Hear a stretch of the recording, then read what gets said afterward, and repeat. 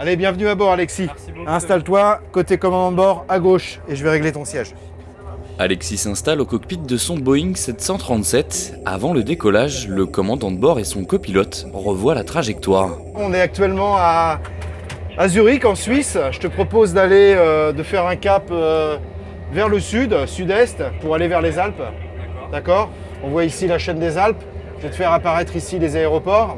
Et puis je te propose d'aller te poser ici, sur un petit aéroport militaire, Lima, Sierra, Zulu, Charlie. D'accord? Plus que quelques secondes de réglage avant le fameux décollage. C'est ok. Eh bien, poussez décollage, commandant. C'est parti. Voilà, ça accélère. Voilà, surtout, c'est toi qui pilotes, hein, je te le rappelle. La main sur les gaz. Je vais t'annoncer les vitesses. Donc, badin actif, pas d'alarme, on continue. Notre vitesse de décision sera aux alentours de 120 nœuds. 120 nœuds. Voilà, V1, les deux mains sur le manche. Voilà. Et rotate, tu peux tirer. Et fais attention à ton assiette, maximum 12 degrés et demi, comme je t'ai expliqué tout à l'heure au briefing. C'est-à-dire ici, 12 degrés et demi maximum. Ok.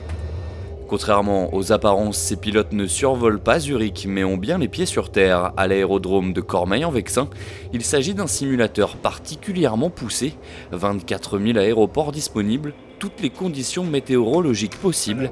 Il reproduit également à la perfection le cockpit d'un Boeing 737. Dans la reproduction fidèle du cockpit du Boeing 737-800 NG, qui est tout simplement l'avion qui a été le plus fabriqué au monde jusqu'à présent, on l'a voulu absolument identique et tout est fonctionnel à l'intérieur. Si par exemple on veut changer de cap, c'est pas compliqué, vous voyez. Je tourne le bouton et l'avion se met à virer, tout simplement. Dominique Hahn est un passionné d'aéronautique. Pilote depuis de nombreuses années, il a décidé de proposer ce simulateur ultra réaliste, unique en France, pour partager sa passion. J'ai démarré ma carrière de pilote il y a quelques années maintenant, en 1985, par un brevet de pilote privé. Et puis, ça me plaisait beaucoup, j'avais envie d'en apprendre un petit peu plus. Donc j'ai passé après mon brevet de pilote de ligne. Et puis la vie a voulu qu'en fait, je n'ai jamais fait de ligne. Je suis resté un rampant, comme on dit souvent. Je volais pour mes loisirs. Et puis j'ai eu un jour l'idée, au hasard de rencontre, d'ouvrir un centre de simulation d'avions de ligne. Et puis il s'avère que j'ai trouvé un très bel outil, qui me plaît beaucoup. Monté sur une plateforme en mouvement, le simulateur recrée à la perfection les sensations d'un vol réel, comme le décollage, l'atterrissage, les turbulences ou les virages.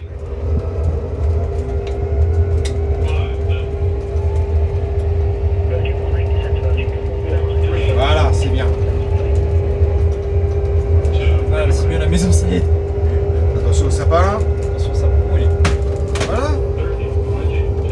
Doucement. Laisse-le descendre. Ça remonte un peu. Voilà. Eh ben super.